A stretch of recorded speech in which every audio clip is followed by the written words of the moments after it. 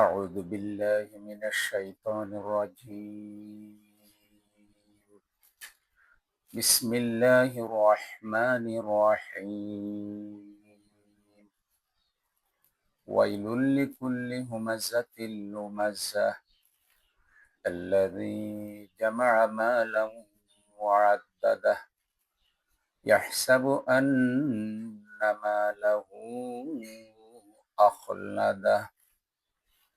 এরশাদ হচ্ছে, ধ্বংস এমন প্রতিটি মানুষের জন্য যে সামনাসামনি মানুষকে ধিক্কার দেয়, নিন্দা করে এবং পেছনেও নিন্দা করে বেড়ায়, যে মাল সম্পদ শুধু কেবল জমা করে রাখে এবং গনে গনে রাখে, হিসাব করে রাখে, জমা করে রাখে, গনে গনে রাখে।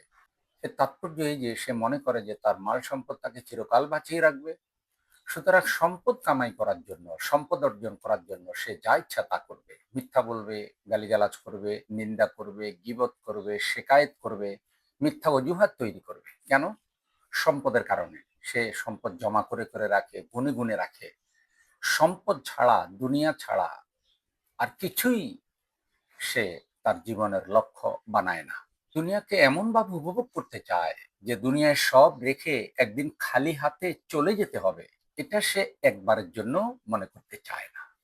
কাল্লা লায়ুমবাদান্না ফিল হুতামাহ ওয়া মা আদরাকা মাল হুতামাহ। কখনো নয়, এমন জায়গায় তাকে ফেলে দেওয়া হবে যা ভেঙ্গে মানুষকে টুকরো টুকরো করে দেয়। ওয়া মা আদরাকা মাল হুতামাহ। সে টুকরো টুকরো করা জায়গা সম্পর্কে তুমি কি জানো? এ বিষয়ে তোমার কি ধারণা রয়েছে? নারুল্লাহ, নারুল্লাহিল মুকাদাহ। সেটা আল্লাহর আগুন, যাকে বেশি করে জ্বালানো হয়েছে, যা দিল পর্যন্ত জ্বালিয়ে দেবে, সেটা অন্তরাত্মা পর্যন্ত জ্বালিয়ে ছাই করে দেবে।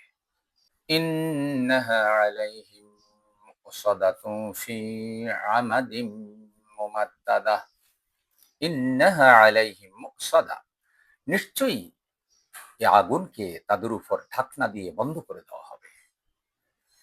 এই আগুনের মধ্যে তাদেরকে রেখে ঢাকনা দিয়ে বন্ধ করে দেওয়া হবে। এই অবস্থায় উঁচু উঁচু থামে তারা ঘেরাও হয়ে থাকবে। এই উঁচু উঁচু থামে ঘেরাও হয়ে থাকার কয়েকটি অর্থ হতে পারে। দোজকের দরজা বন্ধ করে উঁচু উঁচু খুঁটি গেড়ে তাদেরকে ওই খুঁটির সাথে জাহান্নামের লেগাম দিয়ে বেঁধে দেওয়া হবে, যাতে নড়াচড়া করতে না পারে। আর ওই অবস্থায় তারা জ্বলতে থাকবে।